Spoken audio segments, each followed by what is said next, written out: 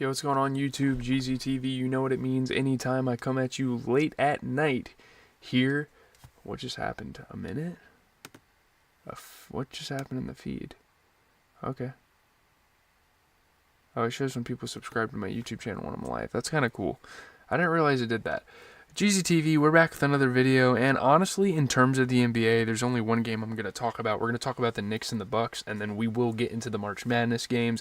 Again, there were like 2 good Sweet 16 games we can talk about here. But let's first get into the Knicks and the Bucks. We're just going to get into that. This should be a pretty short video. I mean, there wasn't that much great basketball on tonight, so it's fine. We can just kind of talk at minimum on some of this stuff. Knicks Bucks, man. OG Anunoby leads the way. The Knicks win by 9 to complete the regular season sweep of the Bucks. Great fourth quarter, like insane fourth quarter for OG Anunoby, and overall just an insane scoring night for him. And this is their 3rd straight loss for the Milwaukee Bucks. Now, the Milwaukee Bucks, in terms of positioning, I think there's so much spacing in the Eastern Conference that they're still in a really good position. But, man, I mean, obviously, Giannis Antetokounmpo is going to get to the rim as always. It was some fun basketball. Like, Josh Hart was making tough shots. Brook Lopez was playing really good defense for the Bucks throughout the game. Ryan Rollins was hitting some pretty crazy shots. He's a pretty cool piece for the Bucks. But the Knicks played some really good basketball. 26 points for Mikal Bridges. Shot 33% from 3, 50% overall. 31 points for OG Anunoby off of 30% three-point shooting. 14 points, 10 rebounds for Karl-Anthony Towns off of 33% three-point shooting. 13 points, 14 rebounds for Josh Hart. They're doing all this without Jalen Brunson. It's not like they don't need Jalen Brunson. Obviously, he is a huge, impactful piece of the squad. But, man, they looked rather good. Obviously, the Bucks are dealing with thrombosis for Dame. That's not good. That's been like some huge negative momentum for this team. Giannis did go out there, have 30 points. Kyle Kuzma played good. He put up 20 points. He shot 50%. You get a really good game for Ryan Rollins. He put up 20 points. He shot 75% from 3, 67% overall. Amazing splits for him. Man, Taurean Prince has been like a huge problem for this team lately in terms of offensive output. In 26 minutes, the guy shot 25%. Like, if Dame's hurt and everyone else is stepping up, even Ryan Rollins, I think, honestly, Taurean Prince could step up, too. He just didn't really do that. And, I mean, obviously, they have Gary Trent Jr., they have A.J. Green, they have, Tyler Smith. They're even trying that guy out off the bench. He came in and did more damn near than Taurean Prince the whole game in, like, a couple of minutes. So, I don't even fucking know. Jeez, I'm not a huge fan of Taurean Prince's play lately, and it's kind of been costing the Bucks, anytime we talk about them here on the channel. So, just kind of looking around here. We're going to look at tomorrow's games. Saturday, it's March Madness. Most people aren't going to be watching these. Obviously, the Lakers play the Grizzlies. You get the Pacers Thunder facing off. So those are going to be 2 really good games to kind of look forward to if you're an NBA fan. Those games actually get done pretty early. But moving on to the NCAA, we had more Sweet 16 action. The Sweet 16 kind of concluded, I should say. We had the Purdue-Houston game, Ole Miss and Michigan State games. Those were good. I don't really care to talk about Auburn, Michigan, and Kentucky-Tennessee. Crazy enough, those 2 games had the same exact final scores. Because, yeah, they were good for a while, and the teams were trying to keep it competitive. But I'm going to try to make these videos as minimal as possible. This is just the supplemental content for me, not posting super consistently. So let's get into the Purdue-Houston. This really is the main event of the night because, holy shit, Houston barely pulled this off. Is it concerning to make this a competitive game in only the 3rd round? Maybe. I don't know. I think Houston still has what it takes to win the entire thing. But Milos Uzan's late bucket on an inbound play sends Houston into the Elite 8 with a 2-point win over Purdue. Houston drew it up perfectly, and obviously they have a great coach. They have a great game plan for stuff like this. And yeah, Houston spent time this week practicing an inbound play that Coach Kelvin Sampson thought his team might need against Purdue. I wonder if Kelvin Sampson is related to Ralph Sampson. That's interesting because Ralph played for the Houston Rockets.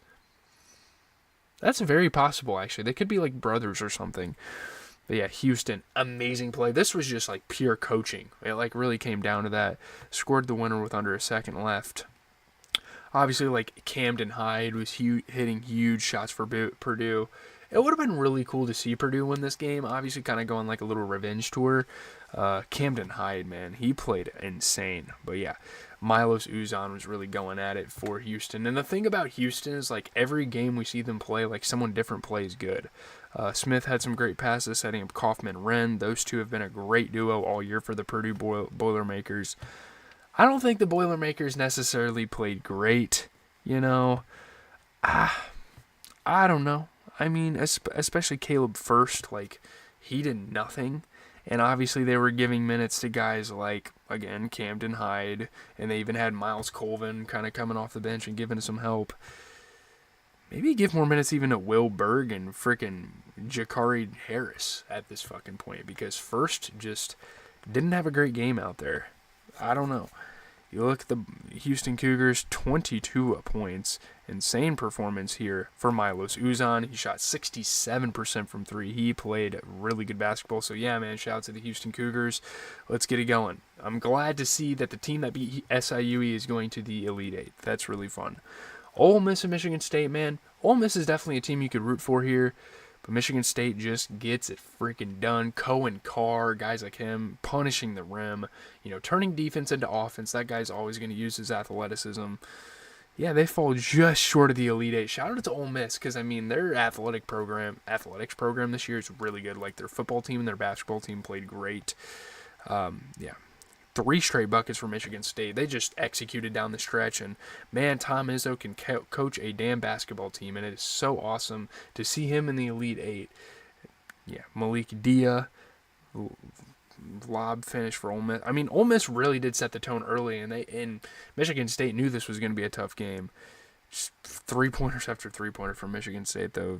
Really good game here. 24 points. Dude, Sean Padula is fucking incredible. Like, I don't think he's going to go to the NBA per se, but he's one of those guys in March Madness, man. 24 points for the guy. And I do think that Dre Davis could have played a little bit better.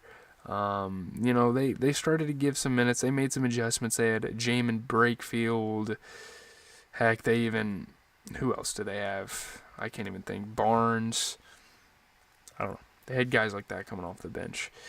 Michigan State, though, Jace Richardson, son of legendary NBA player Jason Richardson, of course, 20 points off of 67% three-point shooting, 75% overall. Amazing splits, amazing game, just incredible efficiency. 20 points off of 8 shots. That is amazing. That guy's going to be awesome. Now, it's probably going to be a pretty big decision to see if he, stays at Michigan State next year, but wow, dude. That was incredible. Saturday, tomorrow, we have more college basketball action. We have a doubleheader on TBS and True TV. I think Texas Tech and Florida, that will be a pretty competitive Elite Eight matchup, but in all honesty, I think Duke should be able to handle Alabama. I know Alabama played incredible against BYU, but, we're talking about Duke here, man. I have pretty big confidence in Duke, but, Texas Tech and Florida could easily be a toss-up. I could easily see that, so. And it's kind of crazy. All 4 of the 1 seeds are heading into the Elite Eight. I think that's the first time in a while that has happened. So with that being said, leave a like, comment, subscribe. I'm going to go work on some videos here for a little bit. I do have that Squid Game video kind of in the vault, kind of cooking up. I have 3 or 4 minutes left in the video to edit. So hopefully I can kind of wrap that up for you guys. I really want to get that video out so I can watch the next episode. I do have a lot of homework tomorrow, so I'm not really sure how much of that I'm going to get into. We'll see when we get there. Again, leave a like, comment, subscribe, do all that.